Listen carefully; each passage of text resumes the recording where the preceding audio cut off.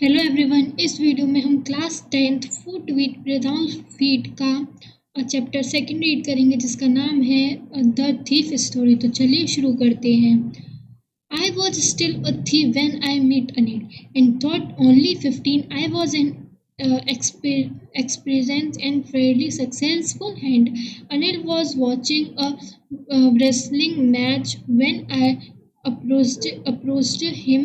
He was about 25, a tall, lean flow, and he looked easygoing, kind and simple enough for my purpose. I had not had much luck of late and thought I might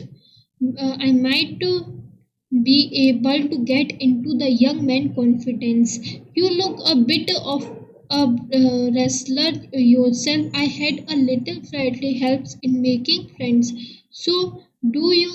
He relieved which put me off a moment because at that time I was rather than thin. Well, I said modestly, I do wrestler a bit. What's your name? Harry Singh. I lead. I took a new name every month. That kept me ahead of the police and my former employees. After this introduction, Anil talked about well-allied wrestlers who were grunting, lifting, and throwing each other about. I did not have much to say. Anil walked away. I followed closely. Hello again, he said. I gave him my most appealing smile. I want to work for you, I said, but I cannot pay you. I thought that over for a minute. Perhaps I had misused my man. I asked, can you feed me? Can you cook? I can cook. I lead again. If you can cook, then maybe I can feed you. He took me to his room over the Jumna sweet shop and told me I could sleep on the balcony, but the meal I cooked that night must have been terrible because Anil gave it to stray dog and told me to be off. But I just hung around, smiling in my most appealing way, and he could not help laughing. Later, he patted me on the head and said, never mind, he did teach me to cook. He also taught me to write my name and said he would soon teach me to write whole sentences and to add numbers. I, I was grateful. I knew that once I could write like an educated man, there would be no limit to what I could achieve. It was quite pleasant working for Anil. I made the tea in the morning and then would take my time buying the day supplies, usually making a profit of about a rupee of day. I think he knew I made a little money this way, but he did not seem to mind. Anil made money by fits and starts. He would borrow one week, lend the next. He kept worrying about his next quick, but as soon as as soon as it arrived, he would go out and celebrate it. It seems he wrote to for manganese a query way to make a living. One evening he came home with a small bundle of notes saying he had just sold a book to a publisher. At night, I saw him tuck the money under the mattress. I had been working for Anil for almost a month had and apart from cheating on the shopping had not done anything in my line of work. I had every operating for doing so. Anil had given me a key to the door and I could come and go as I pleased. He was the almost trusting person I had never met, and that is why it was so difficult to rob him. It's easy to rob a greedy man because he can afford to be robbed, but it's difficult to rob a careless man, something he does not even notice he been robbed, and that it takes all the pleasure out of the work. Well, it's time I did some really work. I told myself I am out for of practice, and if I don't take the money, he will only waste it on his friends. After all, he does not even pay me. Anil was asleep. A beam of moonlight stepped over the balcony and fell on the bed. I sat up on the floor,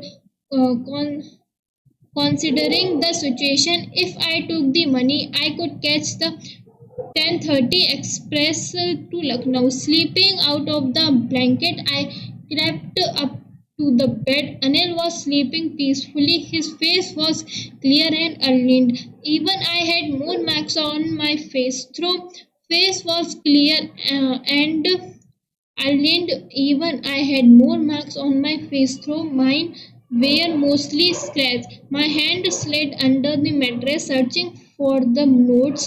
When I found them, I drew them out without a sound. Anil signed in his sleep and turned on his side towards me. I was startled and quickly crowded out of the room.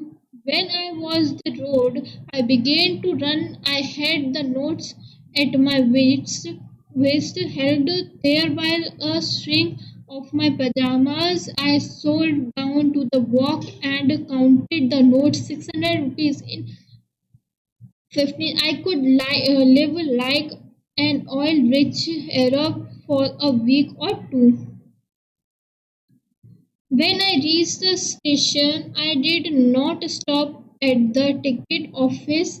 I had never bought a ticket in my life, but dashed straight off the platform. The Lucknow Express was just moving out. The train had still the pick up speed, and I should have been able to jump into one of the carries, but I hesitated for some reason I cannot explain, and I lost the change to get away. When the train had gone, I found myself standing alone on the desperate platform. I had no idea where to spend the night. I had no friends, believing that friends were more trouble than help, and I did not want to make anyone praised by staying at one of the small hotels near the station. The only person I knew really when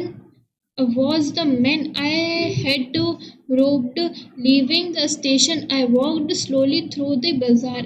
In my short career as a thief, I had made a study of men's faces. When the had lost their goods, the greedy men showed fear, the rich men showed anger, the poor man showed expectation.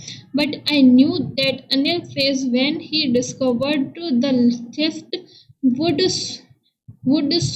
show only a touch of sadness, not for the loss of money, but for the loss of trust. I found myself in the maiden and sat down on the bench. The night was chilly. It was early November, and the light drizzle added to my disformate. Soon it was raining quite heavily.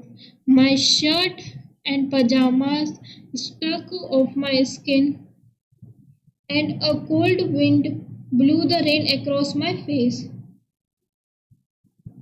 I went back to the bazaar and sat down in the shelter of the clock tower. The clock showed midnight. I felt for the notes. They were damp from the rain. Anil Money in the morning, he would probably had given me 2 or 3 rupees to go to the cinema, but now I had all I could not cook his meals, run to the bazaar, and or learn to write whole sentences anymore. I had forget about them in the excitement of the theft. Whole sentences I knew could one day bring me more than a few hundred rupees. It was simple matter to steal, and sometimes just a simple to be catch. But to be really big man, a clever and respected man, was something else. I should go back to Anil, I told myself, if only to learn to read and write. I hurried back to the room feeling very nervous, for it is much easier to steal something than to return in undetected. I opened the door quickly and then stood in the doorway. In clouded moonlight, Anil was still asleep. I crept to the head of the bed and my hand came up with the notes. I felt his breath on my hand. I remembered still for a minute. Then my hand found the edge of the mattress and slipped under it with the notes. I awoke late next morning to find that Anil had already made the tea. I stretched out his hands towards me. There was a 50 rupees notes between in fingers. My heart sank. I thought I had been discovered. I made some money yesterday, he explained. Now you will be paid regularly. My spirit rose, but when I took the note, I saw it was still wet from the night rain. To was will I start writing sentences, he said. He knew, but neither his lips nor his eyes showed anything. I smiled at Anil in my most appealing way, and the smile came by itself without any effort. Thank you.